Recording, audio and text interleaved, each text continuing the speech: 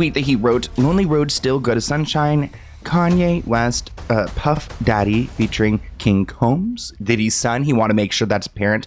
And Northwest. "I asked you at the time if I can trademark her name. You said yes. When she's 18, it goes to her. So stop. I sent paperwork over so she wouldn't be in the Diddy song to protect her. One person has to The Diddy saga is moving at full speed, and while the headlines keep coming, he is standing firm on his side of the story. The situation has sparked waves of opinions across the internet. Fans are buzzing because Kanye, who once called him out as one of the few people who saw through him, is now doing a complete flip. Kanye is now showing support and bringing his daughter into the mix. This twist has left Kim Kardashian completely stunned, and social media is on fire about it.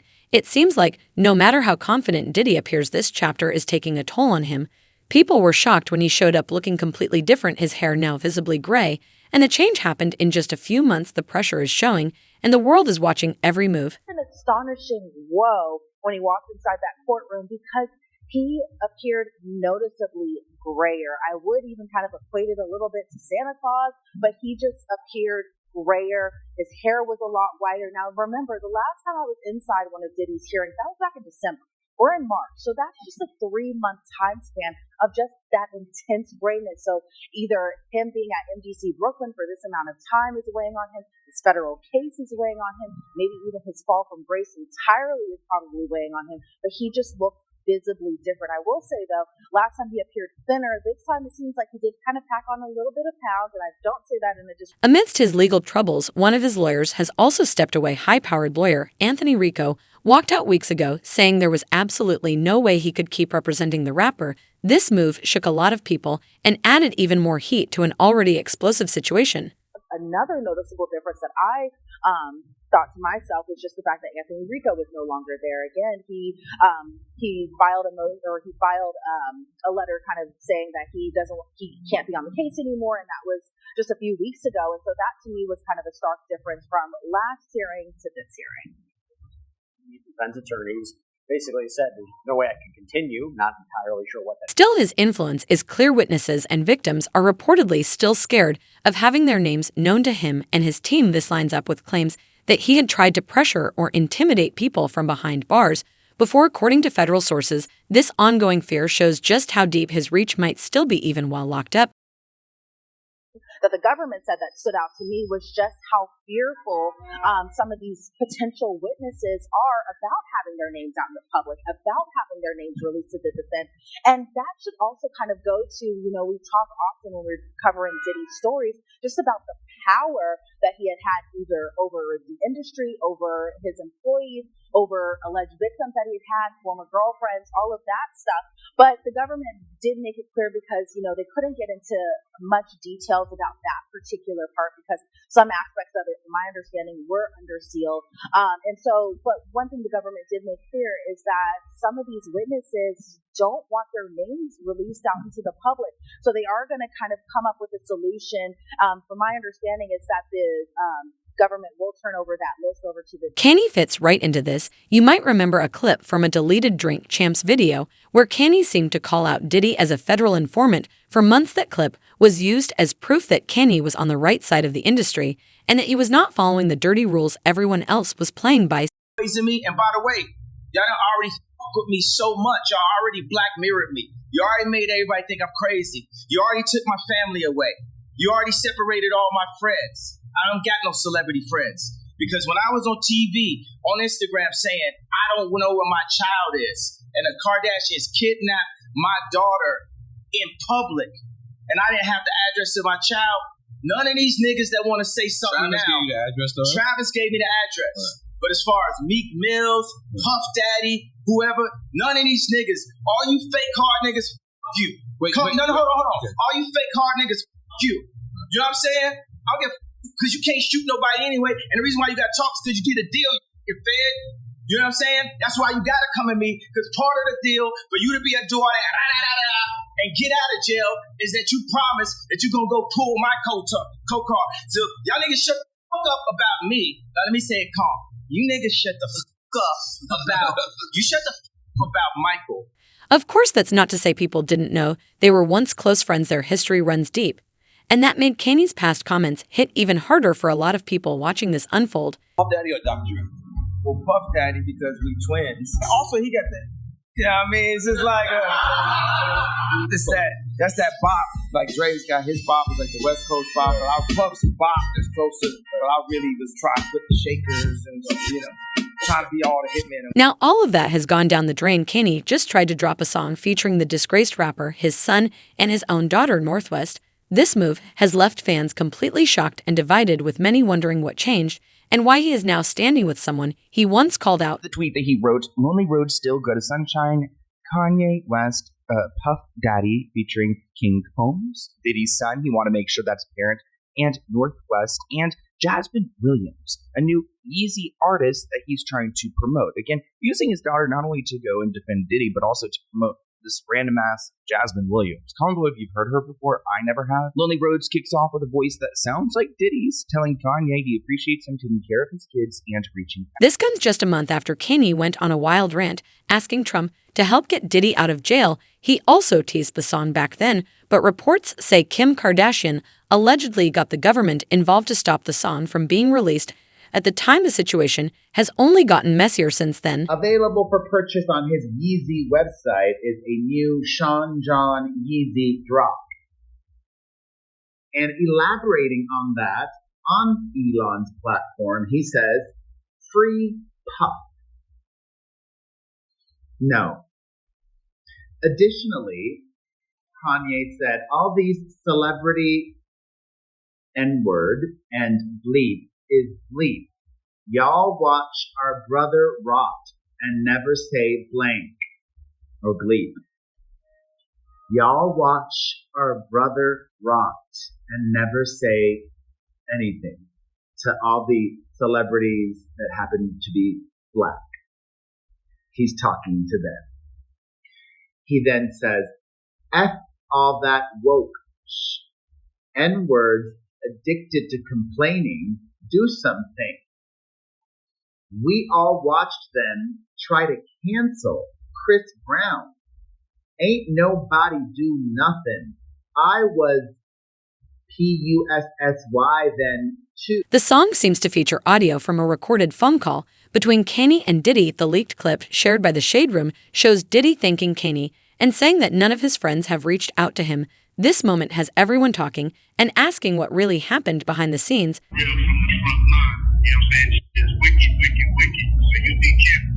Yeah. You can't do nothing. It's deep. You know what I'm saying? We need you out there, you feel me? Yeah. Man, never the shit that we're going to have years and decades to fight these motherfuckers. Right now, enjoy your life. It's coming from me from God to you. Wow.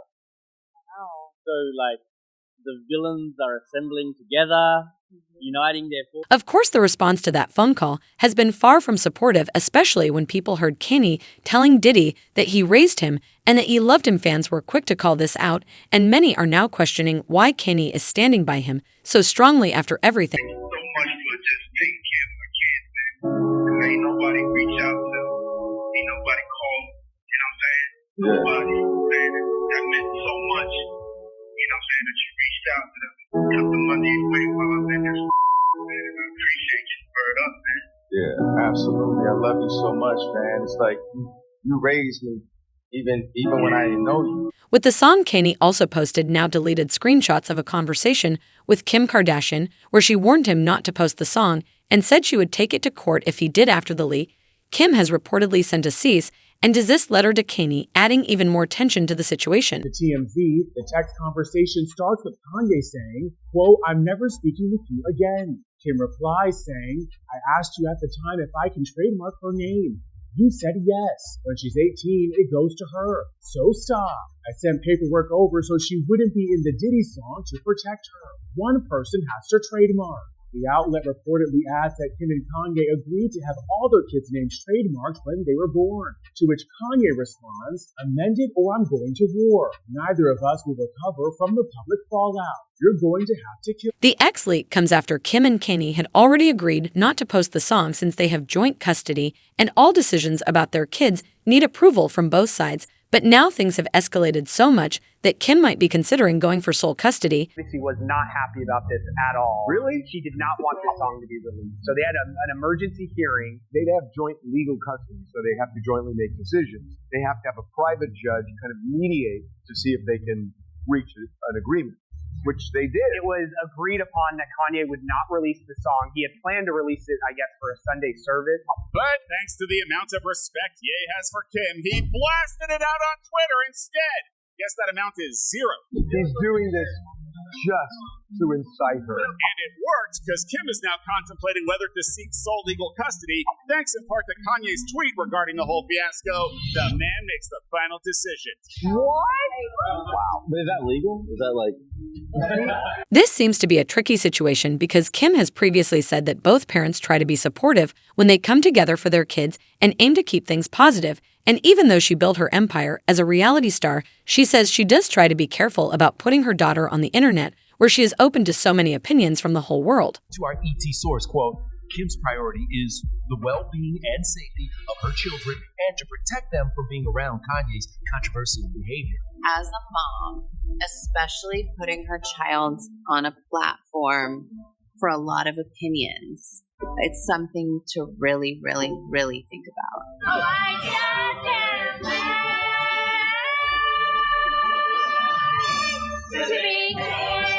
Last May, Kim and Kanye came together to support North's Hollywood Bowl debut as Simba in The Lion King. Hey, what's up, guys? Her dad has been involved. If he came to rehearsal, it's always good vibes.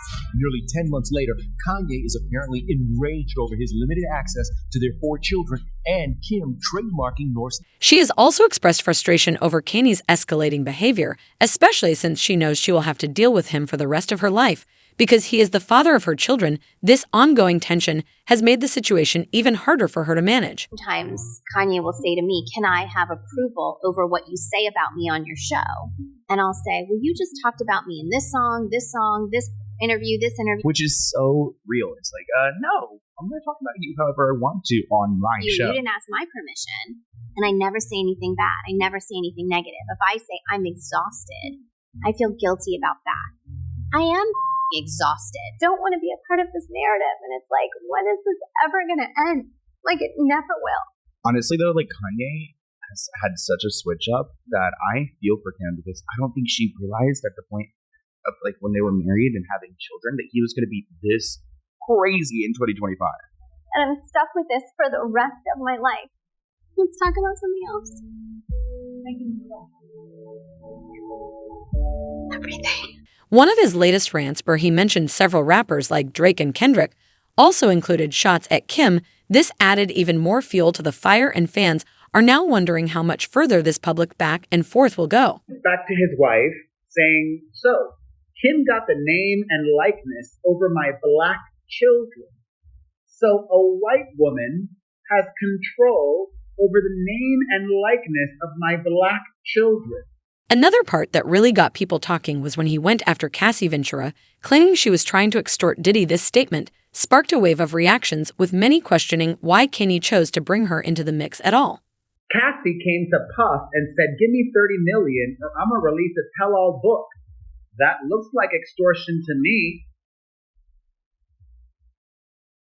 Then he claims rappers, just like JEWS, Jewish people, as a whole, they be doing blank beach, but there's still a few IF with.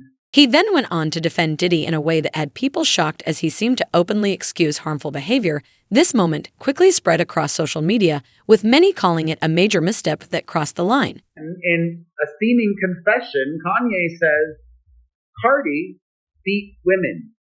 I beat women. But everybody hates Diddy. Aww, what a great Diddy defender. Just what Diddy needs. Actually, he should go keep him company behind bars." Then Kanye says, after saying, "I beat women," he says, "That makeup sex be crazy after big fights." While things continue to escalate, it is worth looking back to a few months ago when one of Diddy's alleged victims was revealed to be someone who used to work as Kanye's assistant. This connection added another layer to the story and left many people stunned at how intertwined their worlds really are. Pashota against rapper Kanye West, and she's suing him for wrongful termination and sexual harassment. But earlier this month, her legal team filed an amended complaint saying she was drugged and sexually assaulted at a party co-hosted by Kanye West and Sean Diddy Kanye. She described the incident as something that happened before she ever worked with him and said she did not fully understand what had happened at the time. She shared that they were given drinks and told to either drink them or leave the party. This detail added even more weight to the growing conversation around the situation. Allegedly happened before she worked for West as his assistant in 2021 and 2022. She claims she was working with a, quote, musician client who is not identified in the court filing when West sought them out to invite them to the music studio shindig. Now, Pashota claims that West told everyone that they had to drink or leave the party. Now, after taking a few sips of her drink, Pashota claims that she, quote, suddenly started to feel disoriented, began to slip into an altered and highly impaired state. Pashota says that she doesn't remember anything else and woke up the next day feeling traumatized and disturbed. The amended complaint says that Pashota was mostly concerned that maybe she had embarrassed herself in front of her then client, or maybe even Kanye West himself. Now, Pashota reportedly believed that someone who helped prepare the drinks was responsible for drugging. It was not until she stopped working with him that she found out about the assault, and this only came to light because of an argument Kim and Kanye were having about an alleged affair with her. This revelation connected even more pieces and made the entire situation even more complicated for everyone involved. Years down the line, when West reportedly fired Pashota from her job as his assistant, he allegedly confessed to her that they had, quote, hooked up at the party after she was drugged. So according to Pashota, West was having an argument with his then-wife Kim Kardashian, who was accusing him of cheating on her with Pashota. And Pashota wanted to clear things up and suggested that she reach out to Kim to assure her that nothing had ever happened. But she claims West stopped her from sending the message saying, we did kind of hook up a little one time. She says he started to reminisce about that party years before, and when Pashota said she didn't remember any of that, he reportedly laughed and said, women love to say they don't remember. Apart from other serious claims, there was one that really stood out because it sounded strangely similar to the allegations that have been made against Diddy himself. This connection left people questioning just how deep all of this really goes. Defendant required the plaintiff always have this on hand and available, and she had to deliver it to defendant in advance of defendant's actual encounters. By the way, this is kind of similar to some of the allegations against Sean Combs, because remember, investigators who searched his property back in March said that they found hundreds of bottles of baby oil and lubricant. There have also been allegations from people who work closely with Sean Combs, like it remains to be seen how much worse this particular lawsuit will get and whether Diddy will be named as a defendant on it. As well, things are still messy on this end, and it looks like it'll only get worse. What do you think? Has Kim made the right move? And will it even make a difference to Kanye? And what happened to the Kanye who called Diddy out for being on the federal payroll? We'd love to hear your thoughts in the comments below. That wraps up today's video. Be sure to like, subscribe, and hit the notification bell. Thanks for tuning in, and we'll catch you in the next.